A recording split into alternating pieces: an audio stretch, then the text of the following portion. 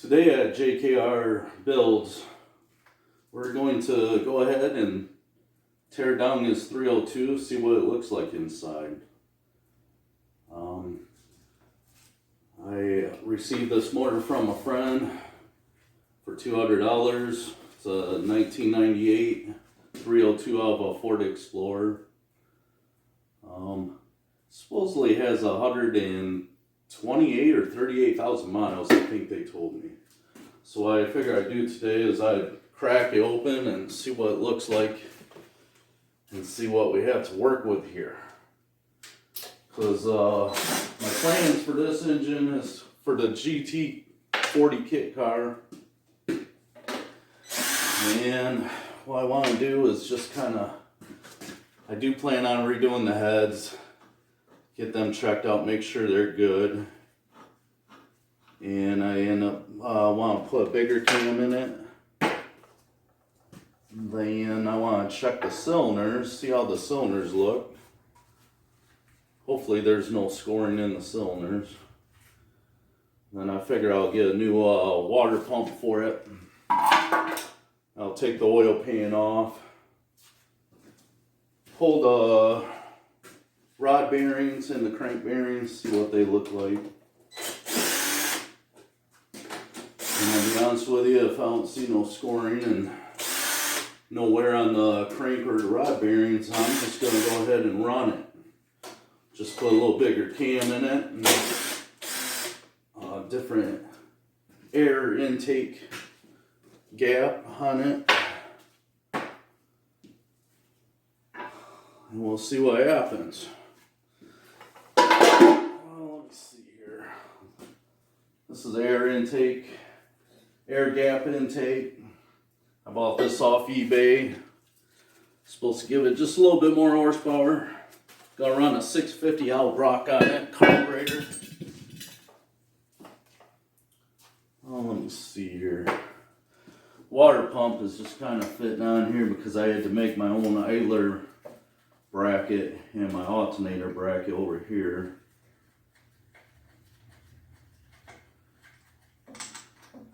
Water pump looks like junk, so we'll end up getting a new one of those. Oh, let me see. It's a little different. I'm more into the 350 Chevys. Used to redo a lot of 350 Chevys back in the mid 80s, late 80s. The last time I actually rebuilt a 302 is I had a 1985 Mustang GT. That was a fun car. Oh, my friend bought that car. Always liked it. It was a sweet ride. He had it for a few years and beat the crap out of it. And then one day he asked me if I was interested in buying it, and I said yeah. And he told me, well, it has a weird vibration now and then, and the starter keeps coming loose. I'm like, oh yeah. I'm like, well, I'll buy it and I'll check it out and I'll try it. And I drove it, and it seems like about every 50, 100 miles the starter would come loose. Then it would start skipping on the flywheel. And then one day I got underneath the car and started looking at it, and I went to tighten up the starter. I'm like, oh, I'll take the starter off, see what's going on. And somehow I ended up grabbing the flywheel, and I could move the flywheel up and down like about 3/16 a quarter inch. And I'm like, well, this ain't right. So I ended up taking the engine out of that Mustang GT, putting that in the engine stand, dropped the oil pan off it, and I couldn't believe it, but I was looking, and just both ends of the crank move separately. I didn't understand it, so I ended up taking the crank bearings off, and believe it or not, the crank was actually broken in half at like a 45-degree angle. And somehow it still spun the other, it all kind of kept working together. And me and my friend, we drove it for a few months. Just unbelievable. But yeah, it started wearing out the bearings and everything a little bit, but so that was my first experience with a 302. That was quite different for me.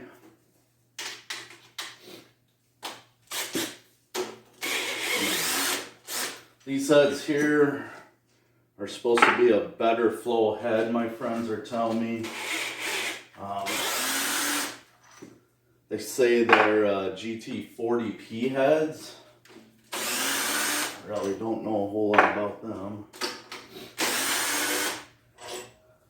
That's what I should be doing is taking out these, loosen up the rockers. Gotta get those push rods out.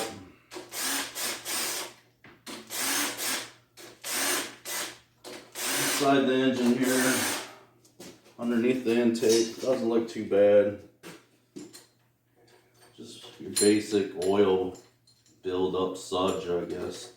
Sludge.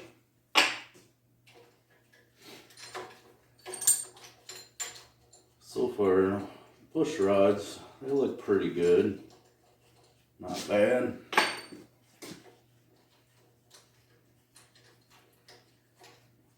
Let's see what the... Oh, rockers look excellent. That's good. For the miles that they say that's on this engine, everything looks really, really good so far. Pretty happy with that. I'll end up ripping these off here and get to the heads here real quick. Now on to the other side. This side over here, I looked at all the push rods, both ends, they all look great. All the rockers look fantastic. Do not see no wear at all, really, on nothing. So far, everything's looking really good. Hopefully we got a decent run in here. Let's see what a couple of these look like here. It looks real good. It's pretty crazy for 130,000 miles, they claim. That's awesome. Yeah, I'll end up ripping these off here real quick. Okay, I ended up taking out all the push rods on the passenger side. All those look good. Rockers look good. Let's see if we can get a head off here. And hopefully the valves and the cylinders look good, I hope.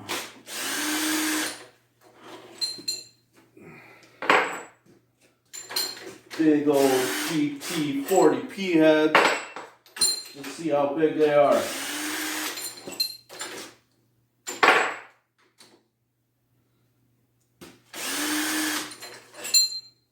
Let me see. This should just crack right off.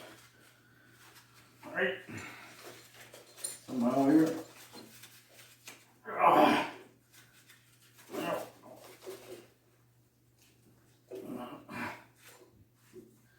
Look, that was something. There we go. Oh wow. Yeah, the valves look really good. Looks like they're seated really decent. Yeah. They look real good. That side looks real good. Cylinders look awesome so far. That's crazy. Looks like I can see the 45-degree cross hatches in it. Wow. That is nuts.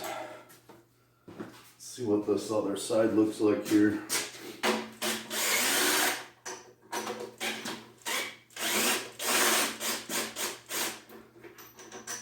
So far, so good.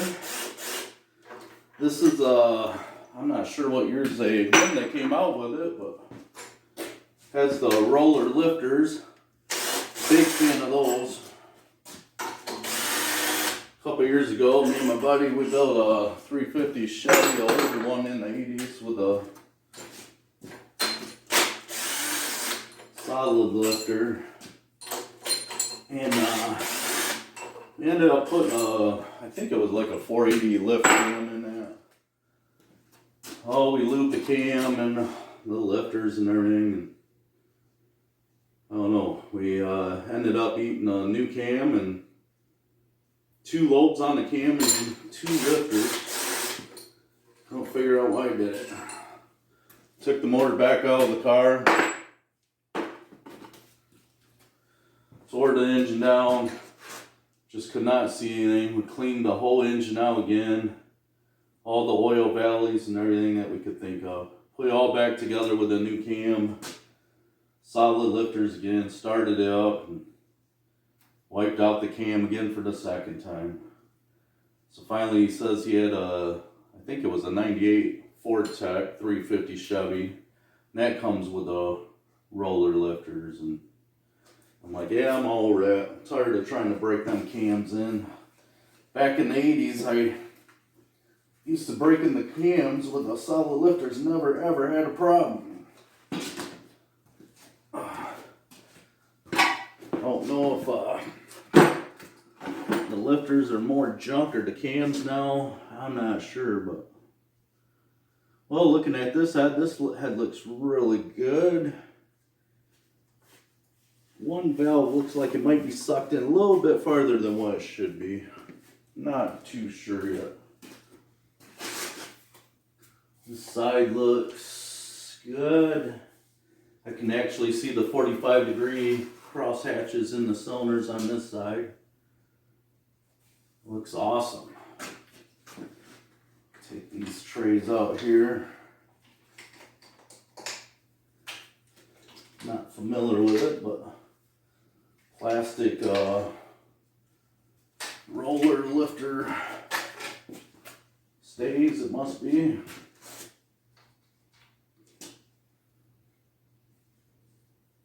Yeah, wow. Roller lifters look awesome. Let's see if I can pull these out with a magnet here real quick. Well, that one has pretty decent oil on it. Looks good. Good. Awesome. Very happy so far. I'll have to look when I put that bigger cam in. Yeah, if I remember right, I don't have to change the roller lifters. Oh, they all look good. Good oil on them.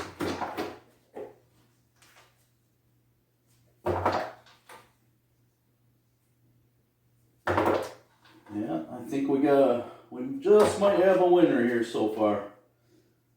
We'll just have to get that oil pan off on the bottom, and I have to pull some caps and check out the crank bearings and the rod bearings, and we'll have to see what that looks like. If there's no wear, I'm just gonna torque the caps back up, and like I say, I'm just gonna go ahead and run it. And I gotta get this balancer off here. So far, so good.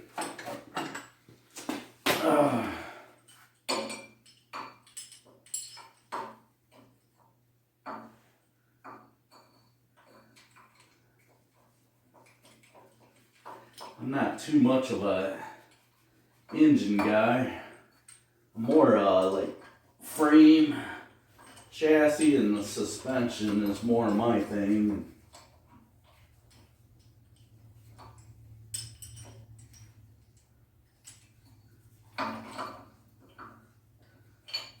Alright, and I'll get that off.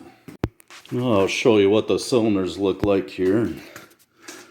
Oh, can't really see it, but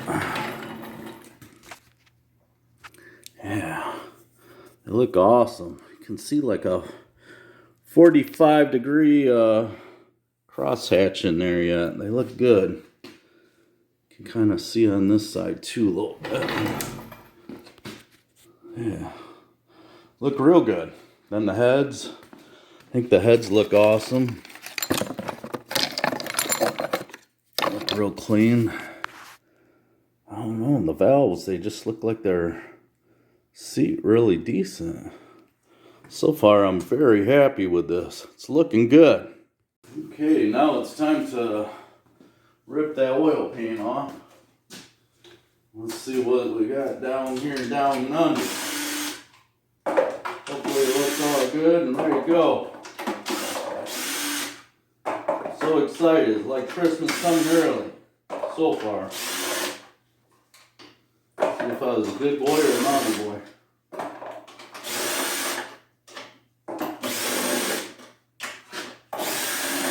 Like the oil pan took some pretty good bashing here and there. I'm not sure if I'm going to run that and replace it. We'll have to see how much they run.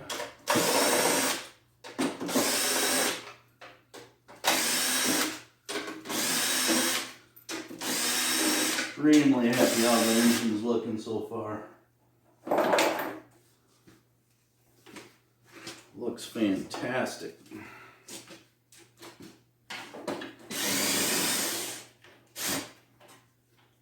Some long bolts there for the back.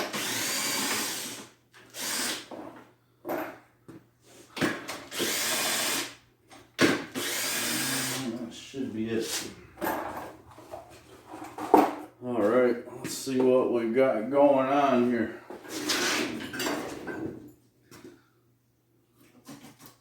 Oh wow, that's coming off really good.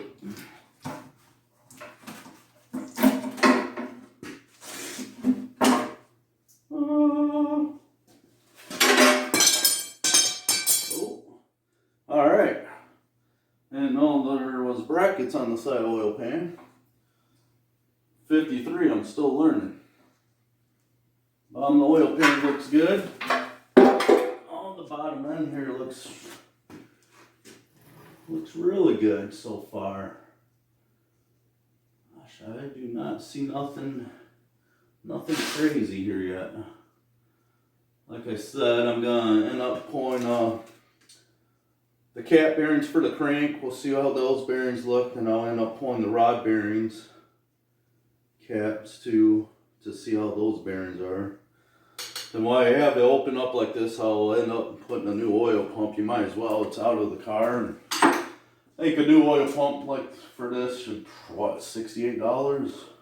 80 some bucks. You might as well do it to get good oil pressure, right? Okay, let's go ahead and check out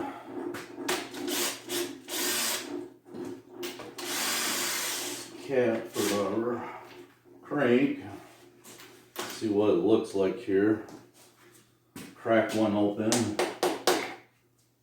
Let's see what we got.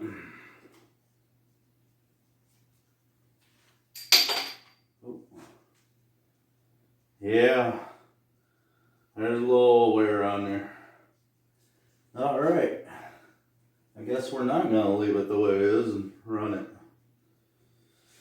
Well, that one doesn't look good here. I already cracked this one here loose. Let's take a look at that.